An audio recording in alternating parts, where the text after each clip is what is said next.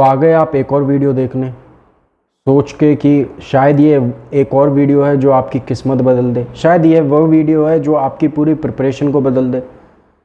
कोई शॉर्टकट होएगा इस वीडियो में, शायद मैं कोई एक पीडीएफ शेयर करने वाला हूँ या शायद मैं कुछ टॉपिक्स बताने वाला हूँ आपको जिनको आप पढ़ लोगे और आपकी एग्ज़ाम हो जाएगी।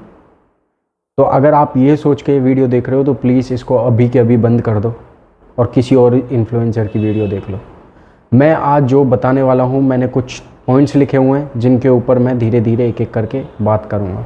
तो आप कैसे इन जो बचे हुए 2 महीने हैं इनको फुल्ली यूटिलाइज़ करोगे अपने पोटेंशियल के हिसाब से, और इसमें से ज़्यादा आप कैसे नंबर ला सकते हो। चाहे आपके जीटीज़ में स्कोर कम आ रहा हो या कस्टम मॉड्यूल में कम क्यों ना स्कोर आ रहा हो, तो उसको कैसे इंक्रीज़ करना है। प्लस मैं इस वीडियो में ये नहीं बताऊंगा कि आपको पास ही कैसे होना है, मैं ये भी बताऊंगा आपके 200 नंबर प्लस भी आ सकते हैं। हाँ, 200 नंबर प्लस भी आ सकते हैं इन 2 महीनों में। तो कुछ कॉम्प्लिकेटेड नहीं है कि अब मुझे ये करना है वो करना है। सिंपल हार्ड फैक्ट्स मैं आपके सामने रखूँगा, जो आप करोगे तो you will pass this examination. तो वीडियो में आगे बढ़ने से पहले मैं अपना इंट्रोडक्शन दे देता हूँ। देखो, मैंने 2025 में ग्रेजुएशन करी थी एंड 2025 दिसंबर वाला FMG दिया था जिसमें मेरा स्कोर था 207। This was my first attempt और मैंने पहले ही अटेम्प्ट में with in 3 months of preparation ये FMG पास कर ली थी। तो मुझे रफली आइडिया है कि मैं किस बारे में बात कर रहा हूँ। पॉइंट 1 के ऊपर आ जाते हैं कि आपको कितने घंटे पढ़ना है। देखो, हर किसी का सैचुरेशन पॉइंट डिफरेंट होता है। मैं 3 घंटे पढ़ता हूँ ना, तो मेरे 3 घंटे के बाद ऐसा होता है कि मुझे अब कोई चीज़ें नहीं, जो भी चीज़ मैं नहीं पढ़ रहा हूँ वो समझ में नहीं आ रही है, तो मेरी जो एनर्जी है वो वेस्ट जा रही है। इससे अच्छा है कि मैं थोड़ी देर सो जाऊँ, एक क्विक नैप ले लूँ 10-15 मिनट का, उसके बाद उठूँगा तो मेरी प्रिपरेशन वापस से अच्छी हो जाएगी। तो ये आपको अपने हिसाब से अपने आप को पूछना है कि मैं कितने घंटे एक स्ट्रेच में पढ़ सकता हूँ। हाँ, आपको करना क्या है, इन लास्ट 2 महीनों में डेली टारगेट्स अपने लिए फिक्स्ड करने हैं कि आज मुझे इतने घंटे या इतने टॉपिक्स मुझे करना है। उसके बाद देखो, मैंने अपनी प्रिपरेशन के टाइम पे क्या करा था, मैंने अपनी प्रिपरेशन के टाइम पे मैं डेली टारगेट्स फिक्स करता था कि आज मुझे फार्माकोलॉजी के ये 3-4 टॉपिक ख़त्म करने प्लस PSM का 2-3 टॉपिक करने। तो जब तक ये टॉपिक ख़त्म नहीं हो जाएंगे तो करता था, अपने लिए एक रिवॉर्ड रख दिया। जैसे ही ये सारे टॉपिक्स मैंने फिनिश कर दिए तो वो रिवॉर्ड मैं अपने आप को दे देता था। तो वो कुछ भी हो सकता है आपके लिए। मेरे लिए वीडियो गेम्स थे, मेरे लिए कोई चॉकलेट हो गई, कोई फूड हो गया। ऐसे ही अपने आप को एक रिवॉर्ड दो जिसके लिए आप काम करो। तो ऐसे ही आप करोगे ना तो इससे आपको एक मोटिवेशन मिलेगी और आप अपने आप को पुश भी करोगे। सेकंड पॉइंट कि आपका आइडली जो फर्स्ट रीड है वो कब तक ख़त्म हो जानी चाहिए। मेरे हिसाब से 15 मई तक आपकी आइडली फर्स्ट रीड ख़त्म हो जानी चाहिए। जो बाकी का 1.5 महीना बचा हुआ है ना, इसमें आपको क्या करना है, इसमें मल्टीपल रिविजन्स करने हैं। 1.5 महीना मैं इसलिए कह रहा हूँ कि लास्ट का जो 1 हफ़्ता रहेगा ना, वो तो आपको कम्प्लीटली सिर्फ और सिर्फ बड़े 4 सब्जेक्ट होते हैं उनके लिए रखना है।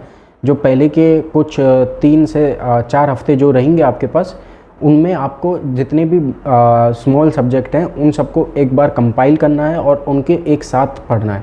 तो आइडियली 15 मई तक आपका फर्स्ट रीड ख़त्म हो जाना चाहिए। उसके बाद सिर्फ और सिर्फ रिवीजन। एक चीज़ और नोटिस करना कि 15 मई के बाद आप कुछ नया चीज़ पढ़ने नहीं जा रहे हो, नए सोर्स पे नहीं जा रहे हो। ये बहुत ज़्यादा इंपॉर्टेंट है क्योंकि आपने जो ऑलरेडी 3-4 महीने पढ़ा है वो मोर देन सफिशेंट है इस एग्ज़ाम को पास करने के लिए।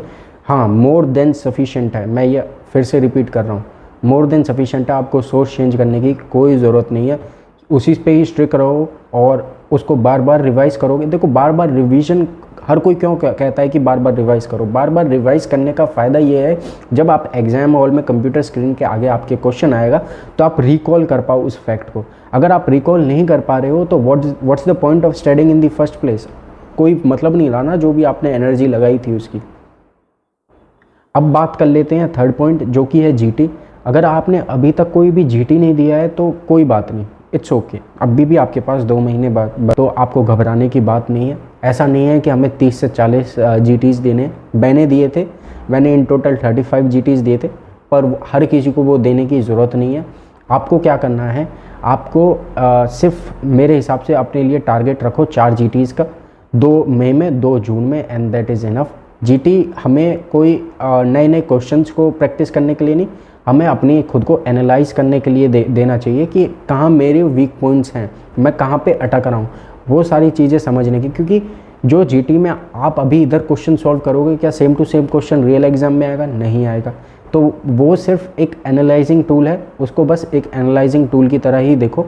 उसके नंबर्स पे ज़्यादा फोकस मत करो, फोकस करो कि जहाँ पे मिस्टेक्स हो रही हैं वहाँ पे मेरी किस वजह से मिस्टेक हुई है, कंसेप्चुअल मिस्टेक है कि फैक्चुअल मिस्टेक है। कंसेप्चुअल मिस्टेक है तो आप रेक्टिफाई कर सकते हो, फैक्चुअल मिस्टेक है तो आप एग्ज़ाम हॉल में जाने से पहले जो जो चीज़ें आपने गलत करी हैं, जो जो फैक्चुअल डेटा आपसे याद नहीं हो रहा, वो 1 घंटा पहले उन चीज़ों को याद करने की कोशिश करना। से ही जून स्टार्ट होएगा ना, तो मल्टीपल कोचिंग सेंटर्स अपना रिवीजन शेड्यूल निकालेंगे। भानु प्रकाश सर वाले चैनल पे भी बहुत सारे टीचर्स आएंगे, वो सारे सब्जेक्ट पढ़ाएंगे। फिर प्रेप लैडर पे भी चलेगा, मिस्ट पे भी चलेगा, बहुत सारे जितनी भी कोचिंग सेंटर्स हैं ना वो अपना निकालेंगे। तो भाई आपको इनके क्या बोलते हैं, फोमो में नहीं आना है, फियर ऑफ मिसिंग आउट पे नहीं आना है कि मैं इनकी वीडियोस नहीं देखूंगा तो मैं पास नहीं होऊंगा। बिल्कुल गलत है। आपको क्या करना है, लास्ट के महीने में जैसे ही ये वीडियोस आनी चालू कर जाएं, आपके फ्रेंड आपके पास कोई लिंक भेज रहा है कि इसको पढ़ ले, इससे हो जाएगा, प्लीज़ स्टॉप इट, उसको बंद करो। आपको मैं तो ये कहूँगा यूट्यूब को डिलीट ही मार दो। एग्जैक्टली क्योंकि उसका लास्ट के महीने में कोई पॉइंट नहीं है। आपका पॉइंट पता क्या होना चाहिए, जो आपने के पास नोट्स हैं उन्हीं को ही बार बार रिवाइज करना है, उन्हीं को ही बार बार पढ़ना है। और लास्ट के महीने में 2 जीटीज देने हैं। एक हफ्ते पहले लास्ट जीटी होना चाहिए, लास्ट जीटी दिया था 5 दिन पहले एग्ज़ाम से, तो उस हिसाब से आपको अपने आप को यूटिलाइज़ करना है। और कोई वीडियोस नहीं देखनी है भाई लास्ट के महीने में, प्लीज़ मेरी हाथ जोड़ के आपसे विनती है। हाँ, आप वीडियोस पता कौन सी देख सकते हो, आप 25 इंपॉर्टेंट सीरीज़ देख सकते हो। कैसे? जैसे देखो अभी आपने अपने नोट से पढ़ाई कर ली, ठीक है, आपने नोट से पढ़ाई कर ली, अब आप खाना खाने बैठे हो, तो अब खाना खाते वक्त आपको कुछ देखना है ना, तो वो 25 इंपॉर्टेंट क्वेश्चन वाली सीरीज़ देख ली बस खाते खाते। उसको मेन सोर्स मत बनाना अपने प्रिपरेशन का। सेम विद LRR जो प्रेप लैडर की तरफ से चलता है, वो सिर्फ आपका एडिशनल सोर्स है। मतलब अगर आपका पढ़ने का अभी मन नहीं कर रहा और कुछ करना है, तो इससे बढ़िया है कि वो वीडियोज़ देख लो, राइट। मैं भी ये करता था, अगर मेरा अभी मैं पढ़ के बैठा हूँ, अब मेरा मन नहीं कर रहा पढ़ने का, तो मैं क्या करूँगा, वो वीडियो चालू कर लूँगा। उससे क्या है कि मुझे कुछ ना कुछ एक्स्ट्रा इन्फॉर्मेशन मिलती रहती है, पर वो मेरा प्राइमरी सोर्स नहीं है। मेरे प्राइमरी सोर्स क्या है, मेरे नोट्स। तो that is all for this video guys. तो आपको मैंने जैसे इन समरी में बता देता हूँ क्या क्या करना है।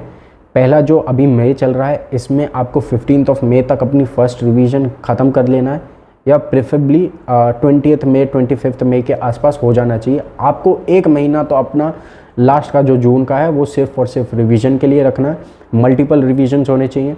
लास्ट का जो 1 हफ्ता बचेगा उसमें बिग 4 जो हैं मैं बता देता हूँ, PSM, surgery, obs-gynae and medicine, इसको देना है, क्योंकि majority of the questions come from these subject. इससे ही 120-130 के आसपास क्वेश्चन आ जाते हैं। तो इनका जितना आप रिसेंटली पढ़ के जाओगे, एग्ज़ाम में अच्छा करने के आपके चांसेस इतने ही इंक्रीज़ हो जाते हैं। अगर आपको ये वीडियो हेल्पफुल लगी हो तो please share it with your friends and give it a thumbs up. Thank you for